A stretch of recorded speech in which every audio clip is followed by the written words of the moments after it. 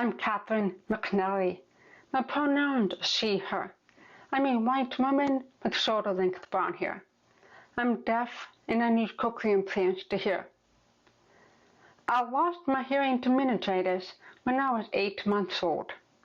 When I was 3, my parents answered an ad in the newspaper for deaf babies to undergo FDA clinical trials for an experimental cochlear implant. Through a phonetic system called cue speech, which is very different from sign language, I had receptive English language, which set me up to be the ideal candidate for the FDA trials. The study measured whether or not the cochlear implant helped deaf people be able to hear and talk, and as the youngest child in the country to participate, I was able to demonstrate the effectiveness of the cochlear implant. Here's a video of me at age 3, just 3 months after activation of the cochlear implant. Good. We'll see it later. It's not working. It'll work.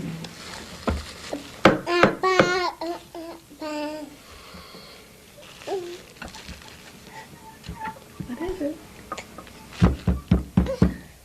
What is it? Say it. It's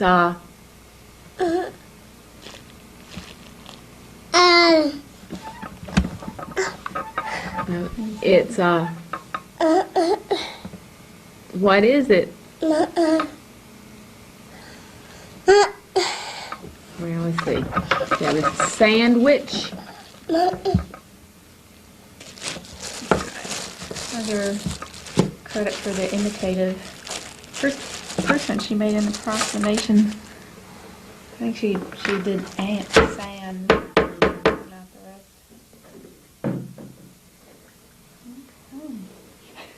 Okay. That was just the grossest thing. I consider this to be a very formative experience to who I am today. Someone who embraces technology and tries to make it work, even if it's not fully ready. I have an older brother, Frank, who I absolutely adored as a kid, and I still do.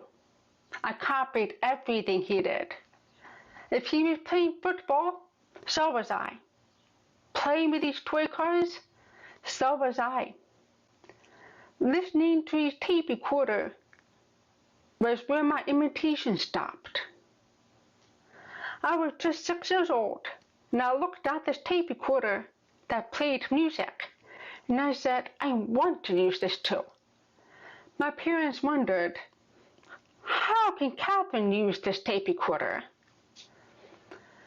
They realized I was just learning how to read, and so my parents got books on tape, and they loaded the books onto the tape recorder and gave me the books to follow along.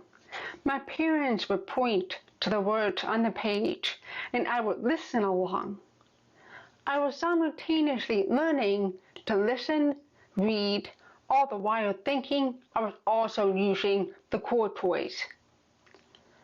This experience planted the seed in me on how to hack technology to serve accessibility purposes. Fast forward to my first year out of college, having graduated from Wake Forest University studying art history, I came to Washington, D.C. with career aspirations for accessibility advocacy in museums. In 2006, I was visiting the National Gallery of Art with some friends, and they wanted to take an audio tour. Playing devil's advocate, I asked the museum, I can't take these audio tours. What do you have for me? They handed me a 50-page transcript. I just felt so out of place. And as I walked the gallery floor, I noticed everybody around me had an iPad, a video iPad. Once again, I longed for the core technology that didn't seem to be made for people like me.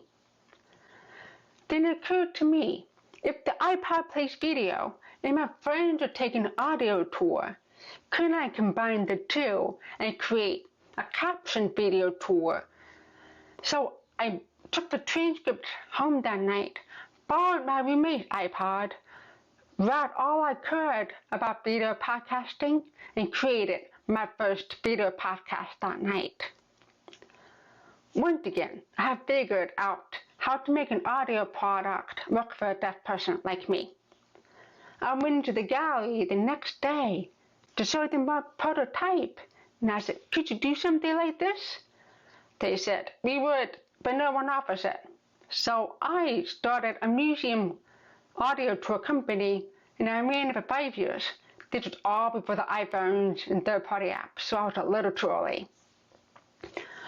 Because I was so entrenched in the DC tech scene, I got invited to some pretty neat events, including the first ever Twitter town hall with then President Obama and Twitter founder Jack Dorsey.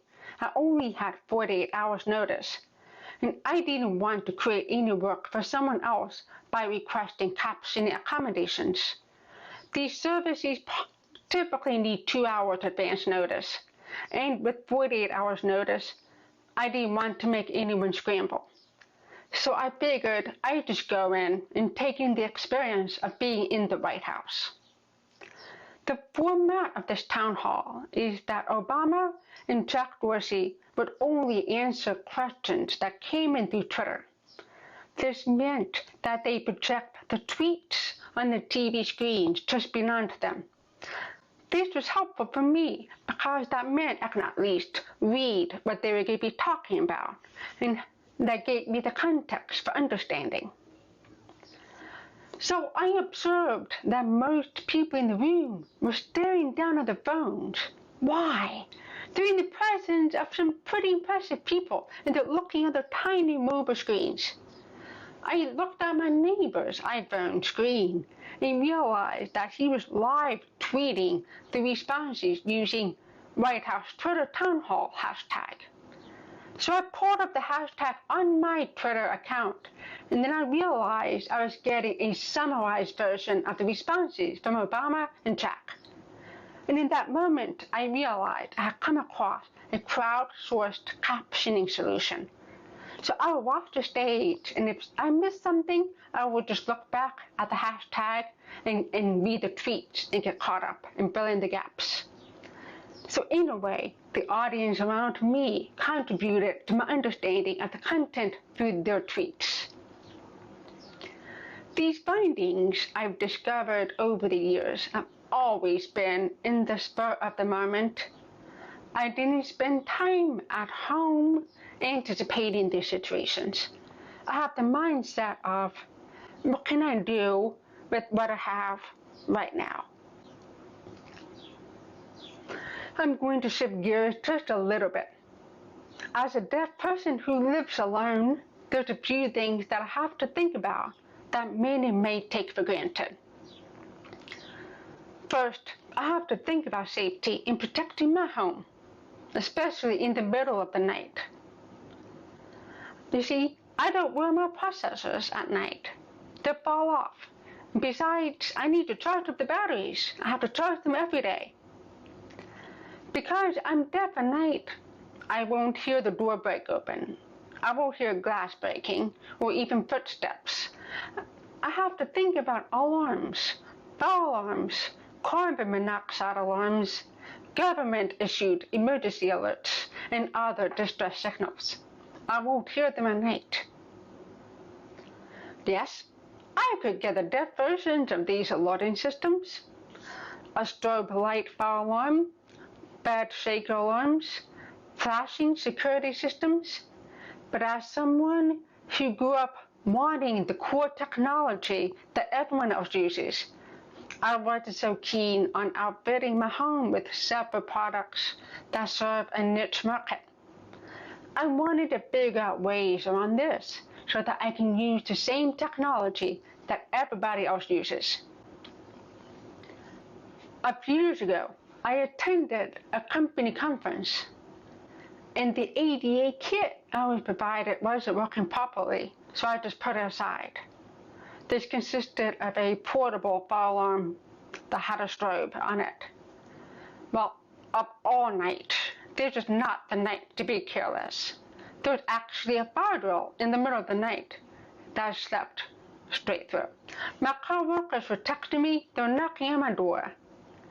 Before they went to alert hotel security, the fire drill was over. They told me all of this over breakfast the next morning. They said, you need to do something, and I agree. So I began to realize maybe I should start putting into place some plans and systems to alert me. I thought maybe I could train a dog to alert me for different things in the middle of the night. I couldn't quite justify a service dog since I wouldn't need them all the time. I'm just not disciplined enough to keep a service dog working. I'd want to play with them all the time. So I got a rescue puppy. I have visions of training my dog Birdie to be my own version of an alerting dog. I overestimated my ability to train this dog. This picture shows Birdie standing over the kitchen sink. She's got this gaze straight at me with the most caught in the act expression. I needed a different plan, but I felt stuck. I didn't really know what to do. As you may recall, my ideas come in the spur of the moment, so I figured something would come to me eventually. But that time came really fast. In the beginning of the pandemic, there was a tornado watch that was issued for that night. I needed to come up with a plan immediately. This was a wake-up call, no pun intended, that I needed to figure out a system to get my attention when I can't hear anything at night. Drawing from my past experiences, I felt like I could probably hack something together to give me a temporary solution. So I thought about what this alerted ecosystem includes. It consists of the National Weather System, who pushes out alerts. They push out alerts to the news. We see them along the bottom of our screens and through special reports and announcements. They are also on the radio as emergency messages. We may also get them notifications on a mobile device. Then there's also this XML feed on a website that pushes out updates. And as I looked at this list, I considered the middle of the night options. TV, weather radio are not options, because I won't hear them. Mobile alerting systems seemed promising. It would buzz my phone, but I'm not sure my phone's vibration was strong enough. There's XML feeds, which are always on and can push out real-time updates. So I dive into this a little bit more. So I found one of the XML RSS feeds from the National Weather System that had my specific county, and it's in the URL. So I think, okay, I think I can work with this. So I kind of put that aside. And I tried to think about what in my home could be alerted with this website update, with this feed. Who could my feed talk to and alert? Could it be Alexa? Could it be Siri? I soon realized that maybe a listener from my RSS feed could be the Philips Hue light system. And I already used the Hue lights, which is connected to my phone via a smart bridge. I have it set on a schedule. I'd known about the light to turn on based on events, like if someone activates a motion sensor or location-based or arriving home. If these lights can respond to the event, I wondered if it would respond to a website update, like a tornado warning. I checked to see if I could set up my Philips Hue lights on a scene that would flash the lights in a rapid succession. Sure enough, I could. So I had an up-to-date phone, a smart bridge, and a little bit of tech knowledge just to be dangerous and play and experiment. I realized that in this process, I was creating an if this, then that logic. If there's a tornado alert sent from the XML feed, then flash the lights. Pretty simple. You may be wondering, but how? There's actually a website that helps automate these kind of logic conditions by connecting different applications and devices. And as overwhelming as it may seem, with a little bit of trial and error, you can actually catch on pretty quickly. This conditional if this, then that logic is something we often do, and it's a pretty powerful tool. This is a screenshot of my application that says, if a tornado warning is issued by the National Weather Service, blink all my shoe lights. There's a website that makes this happen, and you can set up a number of recipes on ifttt.com, ranging from automations for emails, reminders, home security systems, and in my case, my lights. Another example is, if I'm half a mile from my house, then turn on all lights in my house, which uses my iPhone tracking, which makes it nice to not come home to a dark house at night. I wanted to take this one step further because I'm worried that the lights alone won't wake me up when there's an emergency. Growing up, I had my parents to wake me up. They would just shake me. Same my college roommates, they would just wake me up. As I thought about this, it was the physical touch, the shake, that would wake me up. It was some kind of haptic feedback that I needed.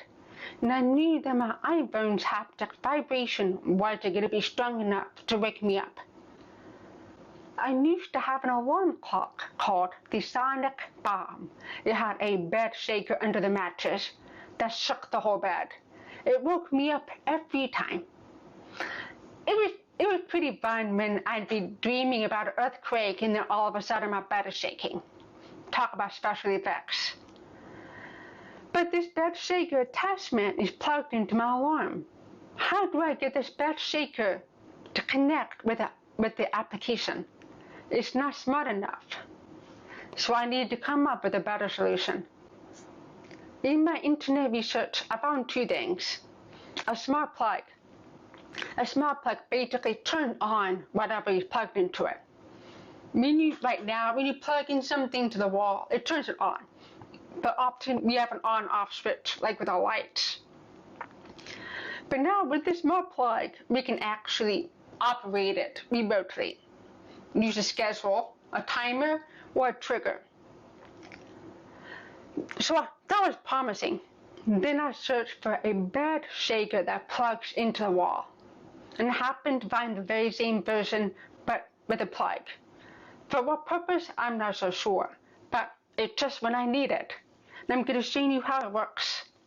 Okay, I'm going to demonstrate how the bed shaker turns on right when you plug it into the wall. So the next thing we need to do is get a smart plug. This is my abode smart plug, and you can just plug that into the wall. Now it's plugged into the outlet, but it's not actually shaking. So I'm going to turn on the plug. Go to the app, go to my devices, and turn on the outlet.